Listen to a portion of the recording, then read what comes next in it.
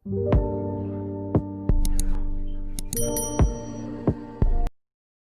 Retail acquire करने जा रहा है होलसेल बिजनेस और द लॉजिस्टिक्स और वेयरहाउसिंग बिजनेस फ्यूचर ग्रुप का। तो यानी अब रिलायंस रिटेल एक मेगा डील में उतरा है फ्यूचर ग्रुप के साथ, जहां पर रिलायंस रिटेल ने फ्यूचर ग्रुप का जो रिटेल बिजनेस है, होलसेल बिजनेस है और लॉजिस्टिक के साथ वेयरहाउसिंग बिजनेस है, उसको एक्वायर करने का ऐलान कर दिया है। ये बड़ी खबर इस वक्त की, एक बड़ा एक्विजिशन, एक बड़ा मर्जर जिसे आप कहेंगे भारत के रिटेल स्पेस के अंदर, जहां पर रिलायंस रिटेल ने भारत के जो फ्यूचर ग्रुप है, आप जिसे कहें किशोर बियानी का फ्यूचर ग्रुप, जो जिसने शुरुआत की थी एक तरीके से रिटेल की भारत के अंदर, उसे एक्वायर करने के लिए ये मेगा डील का अनाउंसमेंट किया है। और डिटेल्स हम आपके पास इसके लेकर आएंगे, लेकिन फिलहाल ये चीजें आती हुई यहां पर, और इसमें जो डील के अंदर की चीजें हैं अगर वो आपको बताएं तो यहां पर कई सारी चीजें हैं, जिसमें किस तरीके से ये एक्विजिशन किया जाएगा,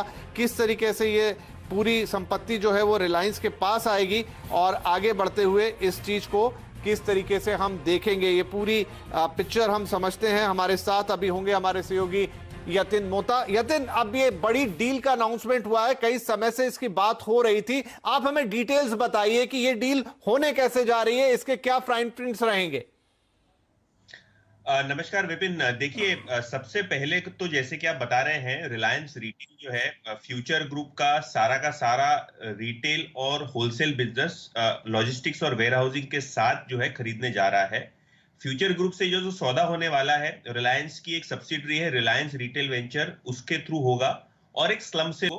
तो लगभग ये जो $3 बिलियन की जो ये ट्रांजैक्शन है, बहुत बड़ी मानी जाएगी रिलायंस इंडस्ट्रीज के लिए, क्योंकि जो रिटेल जो बिजनेस है रिलायंस इंडस्ट्रीज का, वो देश का सबसे लार्जेस्ट रिटेल बिजनेस है, और उसके अंदर बिग बाजार से लेके जो फ्यूचर ग्रुप के सारे जो बिजनेसेस हैं, चाहे वो लाइफस्टाइल बिजनेस हो, चाहे वो रिटेल बिजनेस हो, चाहे वो ग्रोसरी बिजनेस हो, सारा का सारा जो है स्लम सेल बेसिस पे रिलायंस रिटेल वेंचर्स के अंदर विलय हो जाएगा।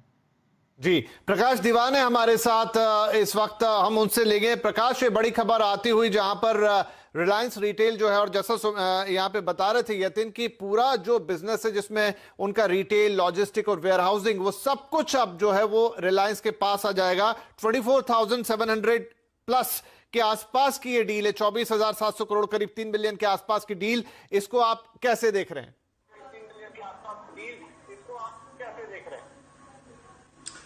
नहीं, सो देखिए, बहुत इंटरेस्टिंग पड़ाव है, और जो कंसोलिडेशन का दौर काफी समय से हम लोग जिसकी उम्मीद कर रहे थे, वो मेरे ख्याल से अब अच्छी तरह उसकी भी शुरुआत हो गई है। और एक चीज जो इंपॉर्टेंट यहां पे दिख रही है वो ये है कि जो फ्यूचर ग्रुप की लायबिलिटीज है उसका भी पूरी तरह से वो निवारण हो जाएगा, और उसके बाद थोड़ा बहुत पैसा जो कंपनी में आना है, जो दो तबक्कों में आना है, एक 6% के करीब है और एक 7% है वारंट्स के थ्रू, तो 13% जो ओनरशिप फ्यूचर एंटरप्राइज में रहेगी। तो इंटरेस्टिंग चीज ये है कि सम ऑफ पार्ट्स अगर आप देखें तो फ्यूचर के उसमें काफी ब्रांड वैल्यू बोले, या जो लॉजिस्टिक्स या जो बैकएंड का ऑपरेशन वाला जो हिस्सा है, वो सभी चीज को अच्छी तरह उसका आंकलन करके बनाया गया। तो I think it's a clear win win. पैसे जो मिल रहे हैं फ्यूचर ग्रुप को, वो उनकी लायबिलिटी घटाने में बहुत सक्षम रहेंगे, और रिलायंस के लिए जो फुटप्रिंट टियर 2 टियर 3 में चाहिए थी वो भी हासिल हो जाएगी। सो आई थिंक इससे अच्छा वो हो नहीं सकता था, और ये जो आंकड़ा आया है ये काफी एनकरेजिंग है दोनों ही ग्रुप्स के लिए, खास करके फ्यूचर के लिए भी एक पॉजिटिव लेग अप माना जाएगा। मयूरेश, तो अगर हम थोड़ा सा इसको उस पॉइंट ऑफ व्यू से देखें कि मंडे को जब मार्केट्स हम ओपन होता हुआ देखेंगे, तो वहां पर दोनों ही जगह पे जो शेयर्स है वो किस तरीके का रिएक्ट करेंगे इस डील के बाद? Good evening. नहीं, जैसे प्रकाश जी ने कहा, आई थिंक बिल्कुल सहमत रखता हूं इनके बातों से। जो पैसे आएंगे फ्यूचर ग्रुप की तरफ थ्रू दिस डील, एक सिग्निफिकेंट प्रोपोर्शन होगा जिससे इनकी आई थिंक जो लायबिलिटीज है इसका आई थिंक एक विलय किया जाएगा। So I think that will take care of a lot of liabilities on their balance sheet. At the same time I think जो वैल्यू पे ये डील हुई है 24,700, रिलायंस रिटेल के लिए बहुत ही वैल्यू एक्रेटिव मानी जाएगी।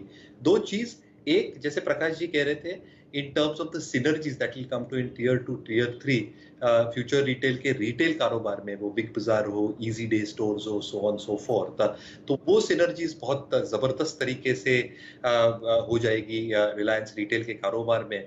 और दूसरा, आई थिंक जो लार्ज एक्सपेक्टेशंस हैं on the accretive that value that the optionality can give to Reliance Retail can be tremendous as well। तो आई थिंक दोनों कंपनियां के लिए I think win win situation है। आई थिंक बहुत पॉजिटिव रिएक्शन मानता हूं दोनों कंपनीज के।